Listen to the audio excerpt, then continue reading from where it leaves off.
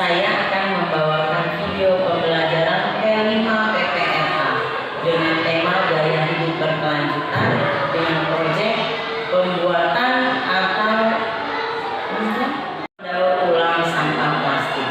Baiklah, untuk lebih jelasnya, marilah kita saksikan video berikut ini.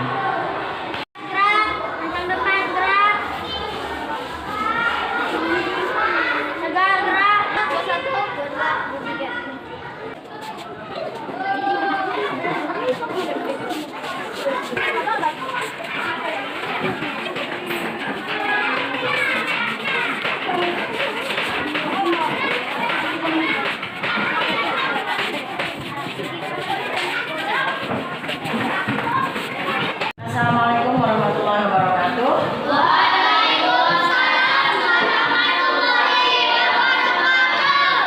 Selamat pagi anak-anak semua. Apa kabar hari ini?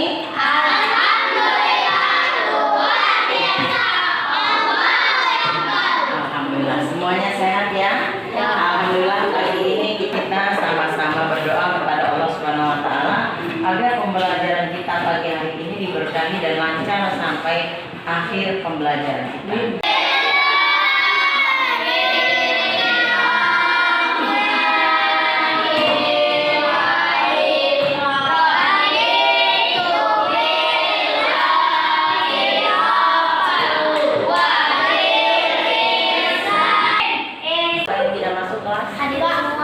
Hadir semua ya, tanggal 7 ya sekarang. Tanggal 7 semuanya hadir, tidak ada yang alfa. Baiklah anak-anak semua. Nah sekarang untuk modul P5 PPLH ini kita akan membahas tentang cara menggunakan atau mendaur ulang sampah plastik, sampah botol bekas ya. Sebelum kita membuat atau praktek membuat cara mendaur ulang sampah plastik, sebaiknya kita tahu dulu apa sih yang dimaksud dengan reduce, reuse, dan recycle. Perhatikan semuanya, di sini ada reduce. Reduce adalah mengurangi sampah dari bahan plastik dengan cara membawa botol minuman sendiri daripada menggunakan botol plastik kemasan. Jadi kita punya botol plastik di rumah kan, contoh seperti botol Tupperware ya. Nah itu bisa kita gunakan berulang kali. Jadi lebih baik kita membawa botol minum dari rumah sendiri, airnya dapat masak sendiri, dan itu lebih sehat lagi. Itu salah satu cara dari menanggulangi banyaknya sampah plastik. Jadi itu dinamakan dengan reduce. Membawa botol minum sendiri, wadah makan sendiri, atau kalau kita belanja ke pasar atau ke minimarket, ke Alfamart atau Indomaret, kita bawa kantong plastik sendiri dari rumah. Ya, jadi tidak banyak kantong plastik yang nanti berserakan. Yang kedua adalah reuse. Reuse itu artinya menggunakan kembali barang bekas. Contoh, kita punya bekas botol minum, ya, botol. Kemudian botol itu kita gunakan untuk wadah kotak pensil, ya. Jadi itu kita gunakan kembali. Itu reuse namanya, penggunaan kembali. Jadi asas manfaat ada di dalamnya. Barang bekas yang tadinya kalau dibuang jadi sampah, tetapi bisa kita gunakan kembali untuk bahan-bahan lainnya. Bisa untuk wadah sendok di rumah, atau bisa untuk wadah pensil, atau kalau dia kardus-kardus kita gunakan untuk rak-rak buku. Ya, itu namanya reuse. Yang ketiga adalah recycle. Artinya recycle adalah mendaur ulang sampah. Contohnya, kita punya botol bekas di rumah. Mau kita buat dia menjadi bunga, ya, kita jadikan dia barang yang baru lagi. Kita jadikan bunga, kita jadikan pot tanaman, atau botol-botol bekas itu kita jadikan kursi, ya, kursi atau meja. Bagaimana caranya? Nanti akan kita pelajari selanjutnya. Nah, sebelum kita membuat salah satu dari poin yang kita bahas ini, sebaiknya kita lihat dulu. Sampah itu dibagi menjadi berapa macam? Ada yang tahu sampah dibagi berapa macam? Tiga. Ada yang tahu berapa macam?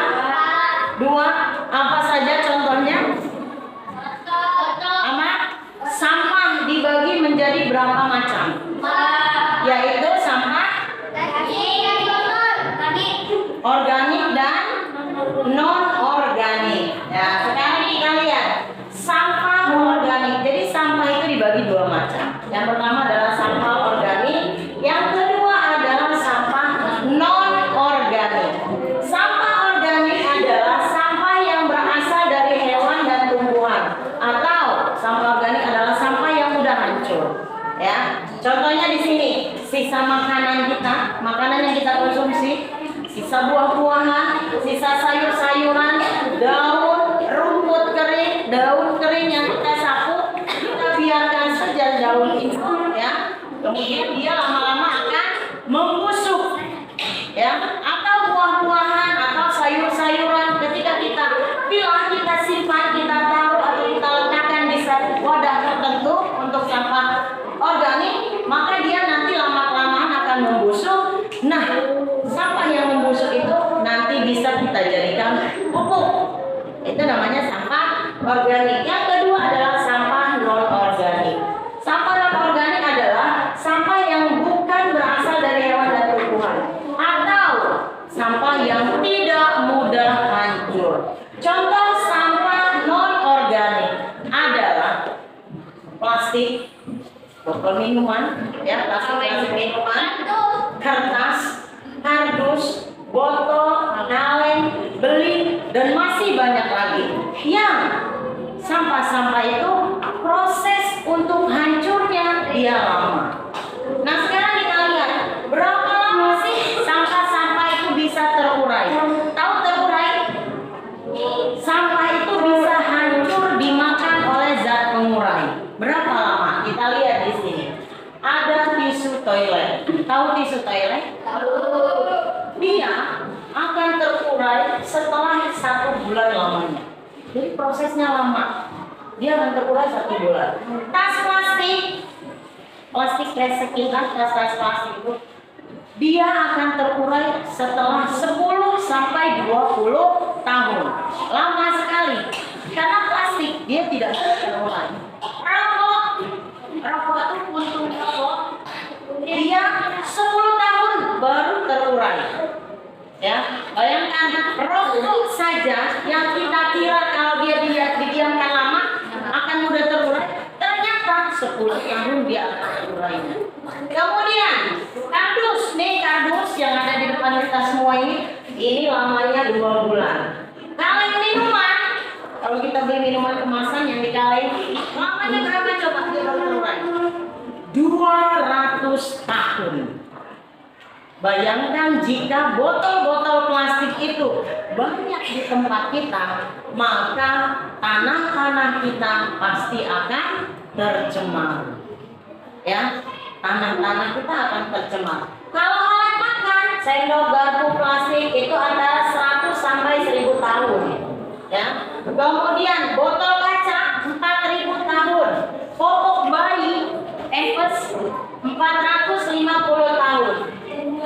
Itu semua tidak bisa terurai dengan cepat. Itu adalah sampah-sampah non-organik. Ya. Jadi untuk meminimalisir sampah-sampah yang ada, kita akan membuat sesuatu yang baru dari botol plastik yang ada. Nah, kita di sini berarti akan menggunakan bahasan recycle. Artinya adalah mendaur ulang sampah plastik. Nah, di sini kita akan mendaur ulang botol bekas ini, akan kita jadikan sebagai meja ataupun kursi. Bagaimana caranya? Nanti akan kita lakukan. Videonya akan kita praktekkan.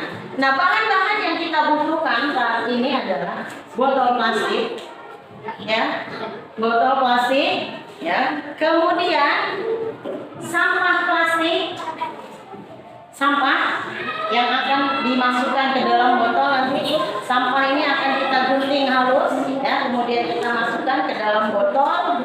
Kemudian kardus bekas sebagai penutup botol nanti, ya. Kemudian ada lakban,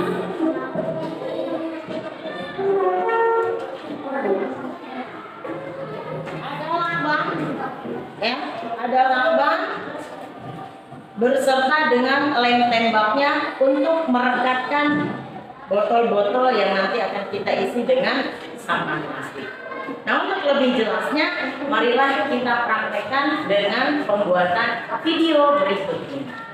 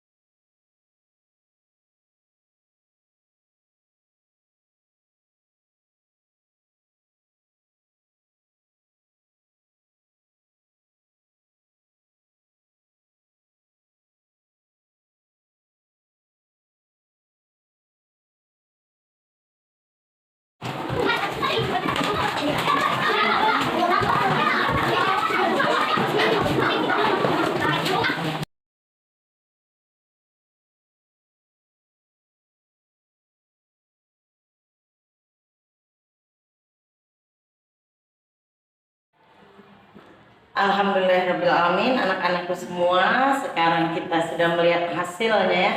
Dari sampah plastik dan kertas bekas yang sudah tidak terpakai, akhirnya kita bisa membuat kursi ya. Itulah yang kita pelajari. Maaf tadi bahwasanya sampah yang kita anggap tidak bisa terpakai ternyata masih kita bisa gunakan kembali ya. Ini kita buat sebagai meja kecil untuk kita duduk bersantai sambil nonton televisi atau sambil belajar, bisa kita gunakan kursi ini ya.